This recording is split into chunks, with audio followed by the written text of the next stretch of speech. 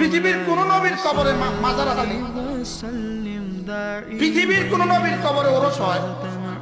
আরো জোরে বলেন, পৃথিবীর কোন নবীর কবরে ওরস হয়? আচ্ছা, নবীদের থেকে বড় ওলি পৃথিবীতে আর কি আছে? কি ভাই, তাহলে বোঝা গেছে ওরসের রাস্তা নবীদের রাস্তা না। সুবহানাল্লাহ বলেন। ওরসের রাস্তা কি না বলেন না?